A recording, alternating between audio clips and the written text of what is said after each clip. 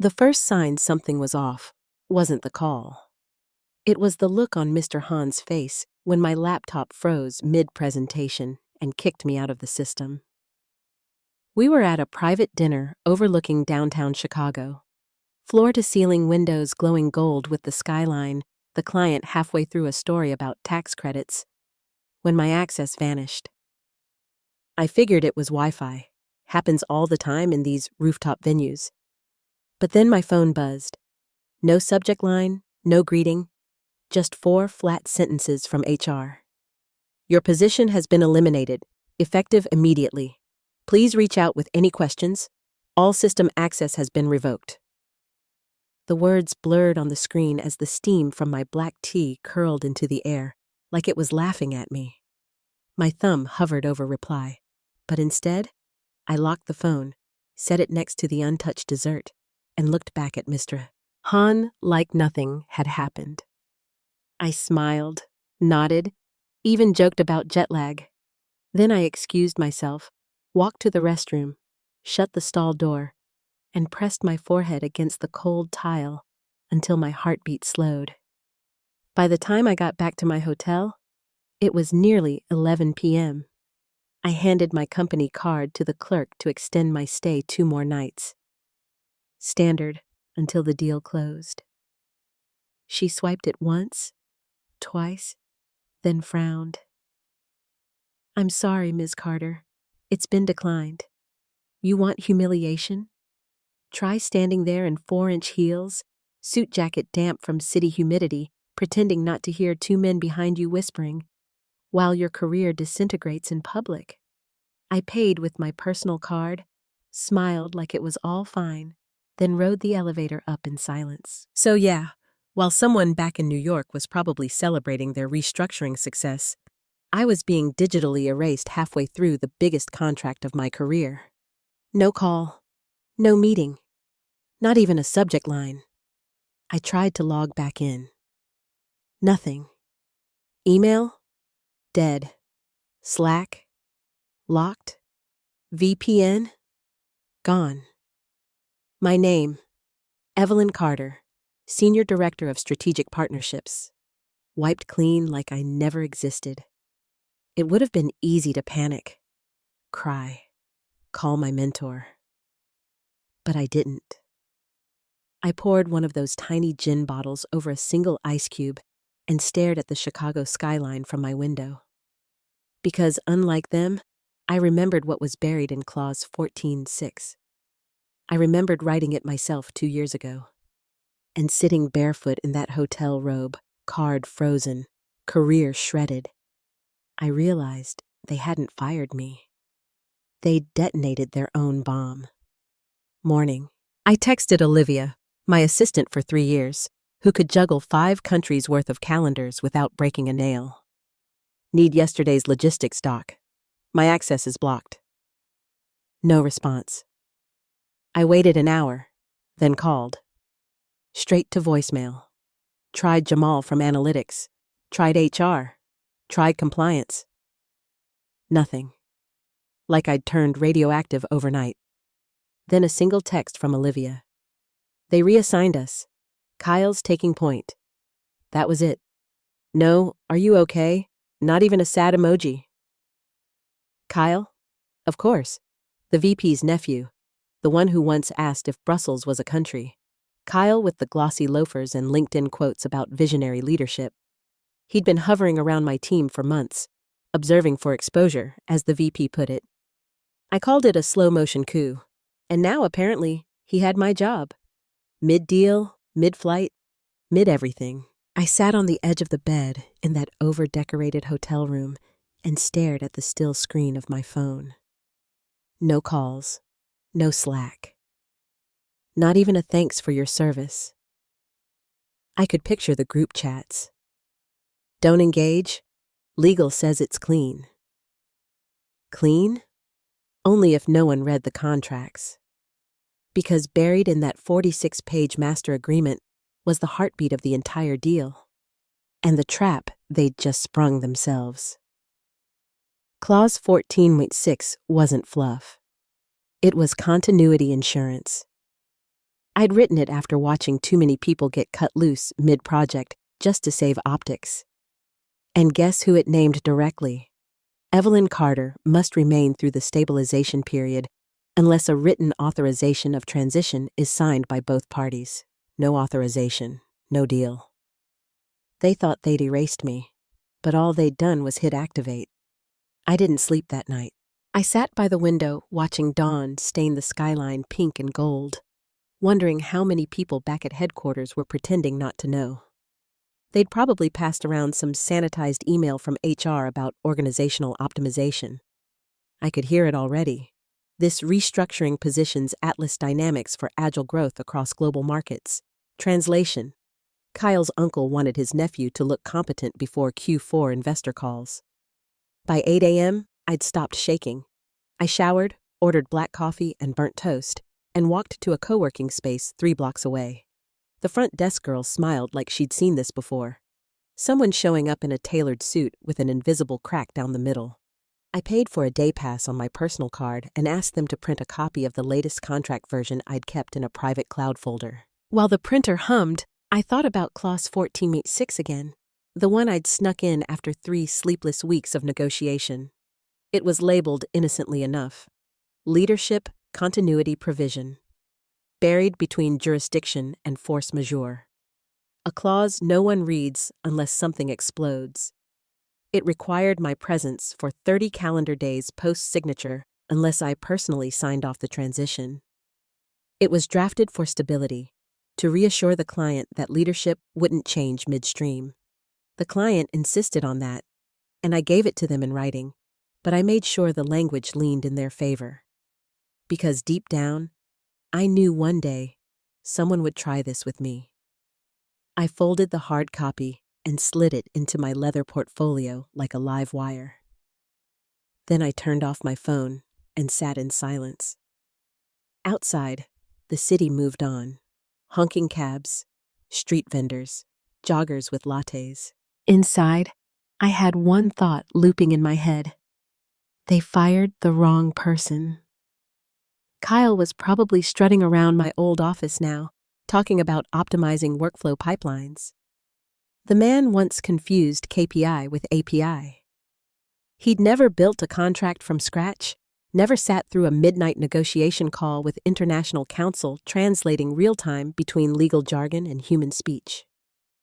He'd inherited my deal like it was a PowerPoint trophy, and he didn't even know it was wired to blow. By afternoon, the posts started showing up on LinkedIn. There he was, smiling, sleeves rolled, pretending confidence could be photoshopped. Caption: Honored to lead our final phase toward expansion. 95% complete with an amazing team. #leadership, #global success. Global success. Cute. He didn't even know where our client's headquarters were. Then came the internal memo, forwarded by an old friend in finance who still had a conscience. We're excited to introduce streamlined leadership in international partnerships under Kyle Matthews. Streamlined, that's what they called it. The VP even added a quote about fresh perspectives and innovative energy. I almost laughed. They'd replaced a strategist with a mascot. I didn't respond. I didn't post. I didn't even text back my friend who sent the memo with, "You okay?" There was nothing to say. The match was lit. All I had to do was wait for the flame to reach the fuse. The beauty of a well-written clause is silence. It doesn't bark. It detonates quietly. I'd time-stamped every version, mirrored every draft across multiple drives. The client's legal team had signed, initialed, and archived the exact clause themselves. It was alive, binding, and patient. That night, I poured another drink and toasted the empty skyline. Somewhere across the country, a champagne cork probably popped over Kyle's promotion. And somewhere deeper in the legal department, the fuse had started to burn. I didn't need revenge. I needed time. Because when you build the foundation, you don't have to tear down the house. Gravity does that for you. 3 days later, my inbox pinged with a name I recognized instantly. Evelyn Carter. Urgent attention requested. Except this time, The sender wasn't HR. It was the client's general counsel, Rebecca Lynn. Subject line, Clause 14.6, Leadership Notification. I didn't open it right away. I just sat there in the cafe, watching light ripple off the Chicago River, stirring my coffee like it was a metronome. When I finally did, the first line made my pulse slow and my smile return. We require clarification regarding the removal of the named continuity officer outlined in Clause 14.6b. Pending confirmation, our board is re-evaluating participation in this agreement. The fuse had found its spark. I didn't forward the email. I didn't even screenshot it. I simply read it twice, then once more aloud, letting the words roll like slow thunder. Re-evaluating participation. That phrase was corporate code for "we're about to walk." I could already picture the reaction at Atlas Dynamics HQ when that message hit the inbox. The VP pacing, the CFO calculating losses. Kyle pretending to understand legal terminology he'd only ever seen on PowerPoint slides. Rebecca Lynn's email was polite but precise, the kind that lands like a knife wrapped in silk. The client wasn't angry yet. They were suspicious. And suspicion in a $180 million deal is a financial earthquake waiting for its epicenter. They'd noticed my sudden disappearance, and because I was the named continuity officer, my absence made every signed page a liability. I could almost hear the panic starting to simmer back home. By noon, my contact from the client's office sent me Kyle's reply, because of course, he'd taken it upon himself to handle it personally. The message began, "Hi, Ms. Ling," which was strike one. Rebecca's last name was Lin, not Ling. Then he rambled about maintaining operational fluidity and seamless workflow transitions. It read like someone asked ChatGPT for corporate nonsense that sounds confident. He even closed with, "Let's schedule a quick Zoom at your earliest convenience."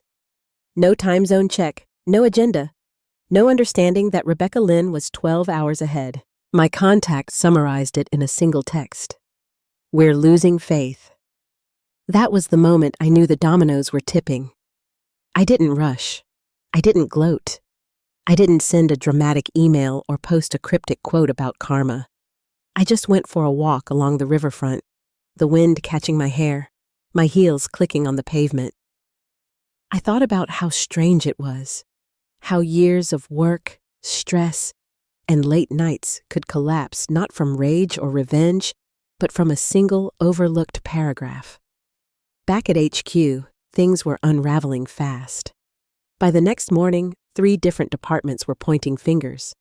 HR blamed strategy for not checking the contract terms before reassigning leadership. Strategy blamed legal for not flagging the continuity clause. Legal blamed compliance for not escalating the risk during restructuring. Compliance blamed HR for rushing terminations without review. The blame loop was infinite and delicious. Then, in a small miracle of corporate irony, the truth emerged not from a senior exec, but from a junior analyst, fresh out of law school, who had been tasked with compiling documentation for an investor report. Her name was Erin. She'd flagged Clause 14.6 in her binder with a neat yellow highlight and wrote one note beside it. "Does this still apply post-leadership change?" 10 words that detonated a $180 million landmine. The general counsel, a meticulous woman named Diane, read the clause once, twice, and then asked the fatal question. Who authorized the transition without Evelyn's written approval? Silence. Someone from HR mumbled something about standard procedure. Someone from strategy stammered about executive discretion. Diane just stared at them, the kind of cold, quiet stare that could strip paint. Then she said, "Do you all realize this clause voids the agreement at the client's discretion?" I imagined the air in that boardroom, thick with fear and the faint scent of expensive cologne. The VP probably sweating through his tailored shirt. Kyle probably pretending to check his phone to look busy. And somewhere, the CEO, realizing his golden boy nephew had just nuked a deal that funded half their Q4 revenue projections. I didn't need to be there to feel it. The chaos traveled through whispers. Former colleagues texted me fragments of panic. Legals in meltdown. Clients freezing all calls.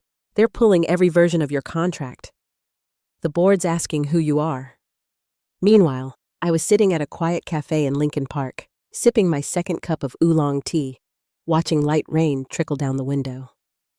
I hadn't said a word to anyone, not HR, not legal, not even Olivia. I didn't need to. The clause was doing the talking for me. Somewhere in New York, an emergency call had been scheduled for 8 a.m. The client's board wanted immediate clarification, and from what I heard later, Kyle joined that call 15 minutes late, wearing a tie that didn't match his suit, starting with, "Hey everyone, glad to connect. Let's sync up real quick." By the time he finished, Rebecca Lynn had already informed them that the client was suspending participation pending formal review. The fuse wasn't just burning anymore, it was screaming toward the powder room. By Thursday morning, Atlas Dynamics was on fire. Not literally, but close enough. I started getting whispers from 3 different directions. One from finance, one from compliance, and one from marketing. None of them coordinated, yet every message said the same thing. The Southeast Division deal's been frozen. No one's sure why. I could picture the tension in their glass conference rooms. The kind of silence where even the air conditioning sounds guilty. Apparently, Diane from legal had called an emergency review session after Rebecca Lynn's second email landed late Wednesday night. It wasn't just a request for clarification anymore. It was a warning. The client had formally cited potential breach of contract under Clause 14.6 due to unauthorized leadership reassignment. That's when everyone finally stopped pretending they knew what that clause was. At 7:47 a.m., the general counsel walked into the conference room holding a printed binder with my name tabbed on 6 pages. Around the table sat the VP, the CFO, 2 HR directors, and Kyle, slouched in his chair trying to look important. "Let's start with the obvious," Diane said, adjusting her glasses. "Who removed the named continuity officer?" No one answered. The VP cleared his throat. It was a team decision. Strategic realignment. Diane flipped the page. Strategic realignment without written consent from the named officer or the client's signatory? Silence. You could practically hear the sound of bonuses evaporating. She read it aloud, slow, clear, merciless. In the event the named continuity officer is removed prior to the stabilization period without documented authorization, the agreement may be rendered void at the client's discretion, with all prior entitlements and obligations dissolved. The CFO went pale. The HR director muttered, "Wait, void? As in, canceled?" Diane looked up, her expression flat. As in gone. I wasn't in that room, but I didn't have to be. A friend in strategy texted me mid-meeting. "They're reading your clause out loud. Kyle looks like he's going to pass out." Another message followed 2 minutes later. VP asked if it can be amended retroactively. Diane said, "Not unless you own a time machine." I laughed so hard I nearly spilled my coffee. Meanwhile, the client's team had gone completely dark. No Zooms, no calls, no replies. They were already pulling out. It was over. They just hadn't said it out loud yet. At 9:06 a.m., the email came through. Subject line, formal withdrawal. North America Expansion Agreement. The body was short, clinical, and devastating. Per clause 14.6b, due to unauthorized removal of the named continuity officer, we are exercising our right to void the agreement, effective immediately. All collaboration is suspended. No appeal will be considered. A colleague later told me that when it hit the big screen in the boardroom, the CFO cursed under his breath. The CEO leaned back in his chair and stared at the ceiling tiles like they might have mercy. Kyle just sat there, face pale, eyes wide. The word voided still processing in his brain. The VP muttered something about damage control. HR tried to say it was an oversight. Diane just closed the binder and said, "It's not an oversight when someone writes it in plain English." That's when the investors started calling. The first one, Howarth Capital, owned nearly a quarter of Atlas stock. Someone from the client's board had mentioned the withdrawal during a golf round, and by noon, the rumor had already hit the market. The stock dropped before lunch. By 1 p.m., it was 14%. By 3 21%. Meanwhile, I was sitting in a small cafe near Millennium Park, nursing a cappuccino and reading a paperback like I was on vacation. Every few minutes, my phone buzzed with a new headline alert. Major expansion halted amid contract breach. Atlas Dynamics faces investor backlash. Unexplained leadership change sparks 100 unanimous. Collapse. They'd made their move. They'd pulled the trigger. All I did was write the clause. By late afternoon, I got an email from the VP, sent from his private account, the same one he used when he didn't want IT tracking. Subject line: "Hey, Evelyn. Quick help?" Just one line in the body. "Could you maybe clarify something for us real fast?" I read it 3 times, smiled, and closed my laptop. No reply. Because when people show you how little they value you, you don't owe them clarity. You owe them silence. That evening, as I walked along the lakefront, the city lights flickering over the water, I felt a calm I hadn't felt in years. Not triumph, not rage, just peace. Somewhere across town, HR was scrambling, legal was panicking, and Kyle was realizing he'd just set fire to his own promotion. And me? I just watched the reflection of skyscrapers ripple in the lake and thought, leverage doesn't shout. It waits. The next morning, the waiting was over. Friday began with an explosion of emails, press releases, and damage control statements, none of which could hide the panic. By 8 a.m., Atlas Dynamics had turned from a quiet corporate giant into a trending hashtag. CNBC ran a morning headline, 180 Yellis expansion deal collapses overnight. Atlas stock in freefall. The article quoted anonymous insiders describing procedural negligence and leadership instability. Translation: no one wanted to admit they'd fired the one person who wrote the contract. I didn't have to dig for details. They came to me. A contact in investor relations sent a screenshot of the emergency board call agenda. Topic number 1, Clause 14.6, Review and Legal Liability Exposure.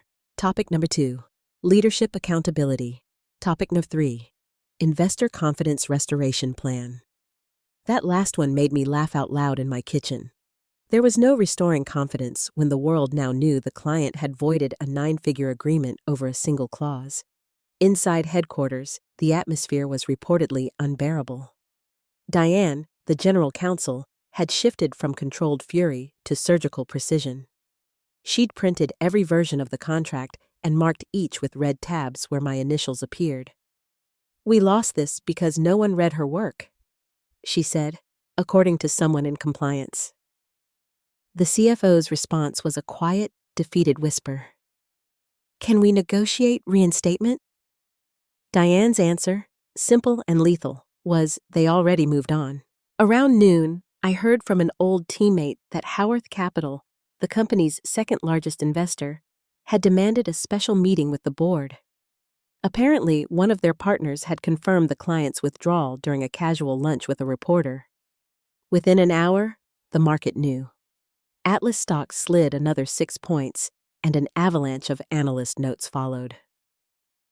Leadership risk exposure, contract mismanagement, governance breakdown. Somewhere in New York, Kyle was probably pacing his office, palms sweating, waiting for someone to tell him what to do. But there was no saving him now. He'd made himself the public face of a failed expansion, complete with smiling LinkedIn posts and hashtags that aged worse than milk.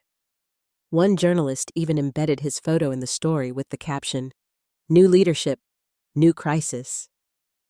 By mid-afternoon, HR finally joined the disaster parade. They sent a company-wide email titled Restructuring Update and Path Forward. It was 3 paragraphs of hollow optimism that fooled no one. I could almost hear the tremor in the VP's voice as he dictated it to his assistant. I imagined him sitting in that same boardroom where they'd toasted streamlined leadership, now wishing he could crawl under the table. Then came the part that made it all official. The client's public statement. It hit the wire at 3:12 p.m. Eastern. Due to contractual breaches related to unauthorized personnel changes, we have elected to terminate our partnership with Atlas Dynamics effective immediately. One sentence. Precise, cold, deadly. The media devoured it. Within 40 minutes, every major financial outlet was running some version of the headline. I sat on my balcony, sipping black tea, watching the city below pulse with rush hour chaos. My phone buzzed nonstop. Messages from former coworkers, recruiters, even a couple of journalists fishing for comment. I ignored them all. I wasn't interested in gloating. The truth was enough. By 5 o'clock, the board convened behind closed doors. My contact in strategy sent one final text. They're cleaning house. When I asked how bad, she replied, CEO, VP, Isol and Kyle, gone before sunset. I didn't need more details. I could picture it perfectly. The stunned faces, the legal team packing boxes, the HR rep reading scripted farewells about leadership realignment. Meanwhile, I had already moved on. Earlier that day, I'd taken a call from a rival firm, Orion Partners, who had watched the entire fiasco unfold and wanted to bring me in as a consultant. Their CEO said, "Anyone who can protect a deal that effectively is someone I want in my corner." We spoke for 20 minutes. By the end, I had an offer, a signing bonus, and a start date. That evening, as the sun dipped below the skyline, I closed my laptop and let the silence stretch. Somewhere in that collapsing skyscraper of arrogance, they were still scrambling to explain to investors how one clause erased 9 months of work. I didn't need to be there. My work had already spoken. I poured myself a small glass of whiskey, lifted it toward the fading light, and whispered, "To Clause 14:6, may it rest in power." Because real revenge isn't loud. It's patient, precise, and perfectly timed. And when it lands, it doesn't need applause. It just needs gravity. Saturday morning came soft and quiet. The kind of morning where most of Chicago still slept through the fog, unaware that a multi-billion-dollar company had imploded 800 miles away. My inbox, however, was wide awake. 23 unread emails, all from addresses ending in @atlasdynamics.com. HR, legal. Even one from the VP's personal Gmail. Subject lines like reconnection opportunity, let's discuss moving forward, and my personal favorite, open to collaboration. It was surreal. Like the same people who'd erased me were now trying to summon me back from the dead. I opened one, just out of morbid curiosity. "Hi, Evelyn. Hope you're well. We'd love to reconnect and explore ways to collaborate on future initiatives. Perhaps there's a path forward." A path forward. Right. The same people who cut me loose mid-deal without warning were now reaching for the same hands they'd shoved away. I didn't reply. Not because I was angry, but because I was done. By 10 a.m., the news had gone global. Forbes ran a full feature. Inside Atlas Dynamics' $180 meltdown, a clause too far. They'd even included a quote from an anonymous insider describing me as the architect of the agreement. The irony made me laugh. How the woman whose name they'd scrubbed from every internal document was suddenly being called the ghost who wrote the company's downfall. A friend from compliance called me on her personal line. "You won't believe this," she said. "The board's forcing resignations. CEO, VP, even Diane. They're trying to rebuild the leadership slate before markets reopen Monday." I could hear typing in the background, the kind of frantic key clattering that only happens when people are rewriting history in real time. "And HR's in full retreat," she added. "They're pretending they never approved your termination." "Tell them to send me flowers," I said, smiling. "Something low maintenance, like a cactus." That afternoon, I met with Orion Partners' legal director, a sharp woman named Julia Reyes, who had read every inch of the Atlas contract before calling me. "You didn't just save yourself," she said, flipping through the highlighted copy I'd sent. "You built a legal firewall no one saw coming. That's rare." She leaned back, smiling faintly. "We want you heading our contract integrity division. Flexible hours, direct access to the executive board, and triple what they paid you." It wasn't just validation. It was vindication in its purest, quietest form. I accepted on the spot. By evening, Atlas Dynamics had issued their final internal memo, a sterile PDF titled Leadership Realignment and Forward Strategy. 3 bullet points, 3 names, 1 line at the bottom, effective immediately. No thank yous, no farewell statements, just silence, the kind that follows detonations. Out of curiosity, I searched Kyle Matthews' name on LinkedIn. His profile had vanished, deleted or deactivated. The man who'd once posted motivational quotes about seizing opportunity had finally seized one he couldn't survive. Somewhere, probably in his uncle's Hamptons beach house, he was learning that nepotism burns hotter than ambition. Later that night, as the city lights shimmered against the lake, I scrolled through a dozen unread messages. Recruiters, journalists, even an old mentor from business school who wrote, "Heard what happened? Reminds me of something you once said. Leverage is the quietest form of power." He was right. I hadn't screamed, threatened, or sued. I'd written one clause, a single paragraph of ink and foresight, and let them hang themselves on its wording. Because real power isn't about control, it's about design. When the Wall Street Journal ran their follow-up piece Sunday morning, the headline made me pause mid-sip of coffee. "The woman who outsmarted a 180-bumper empire." They didn't name me outright, legal reasons probably, but I didn't need to see it in print to know the truth. That afternoon, I sat in my new office overlooking Lake Michigan. Bigger, brighter, quieter. My assistant, a cheerful grad student named Maya, handed me a folder labeled Onboarding. I smiled, thanked her, and placed it neatly beside my laptop. Outside, gulls wheeled across the water. Inside, I felt something I hadn't in months. Peace. No rage, no bitterness. Just the steady, grounded satisfaction of someone who'd built something unbreakable. I leaned back in my chair, exhaled slowly, and whispered to the empty room. Clause 14.6. You did good. Because at the end of the day, it wasn't revenge that destroyed them. It was negligence. I'd just written the rule book. They forgot to read it. Monday morning broke crisp and clear, sunlight slanting across my new desk like a quiet reward. The news cycle had shifted from shock to analysis, and the business channels were dissecting Atlas Dynamics like vultures over a carcass. Every pundit suddenly had a theory. Leadership gaps, internal miscommunication, poor compliance oversight. None of them mentioned the real reason, though. A single clause written by the woman they thought expendable. I stirred my coffee, watching the harbor below glitter under the sun, and smiled faintly. Julia from Orion Partners stopped by my office just before 9. "You seeing the numbers?" she said, setting her phone on my desk. Atlas's stock was still plummeting, down another 9% overnight. "Their investors are calling for a full audit," she added. "That clause you wrote will end up in law school textbooks one day." I laughed softly. "Let's hope they spell my name right this time."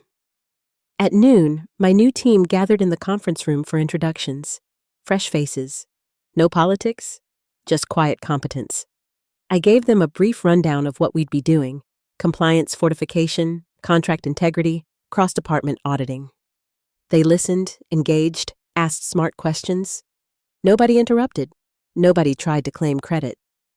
When we finished, one of them, a young analyst named Drew, asked, "Is it true you wrote the clause that killed Atlas's expansion?"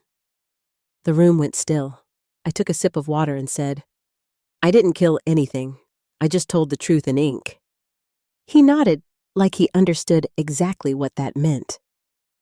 Later that afternoon, as I was organizing my files, my phone buzzed with a new email notification. The sender, Rebecca Lynn. Subject, appreciation. My heart stuttered once before I opened it. Evelyn, it read, thank you for structuring the agreement with such diligence. Your foresight protected us from an unstable partner. Should you ever consider collaboration again, our door is open. I stared at the screen, then typed a simple reply. It was an honor to build something worth protecting. When I hit send, I realized how far I'd come in just a week, from a terminated employee with a frozen card to a consultant steering a stronger company. The universe, or maybe just logic, had balanced itself perfectly. By evening, the world had moved on, but Atlas hadn't recovered. Reports surfaced that regulators were reviewing their disclosures. Analysts downgraded the stock to high risk. The once bright tower that had loomed over Manhattan now flickered like a dying bulb. I didn't cheer.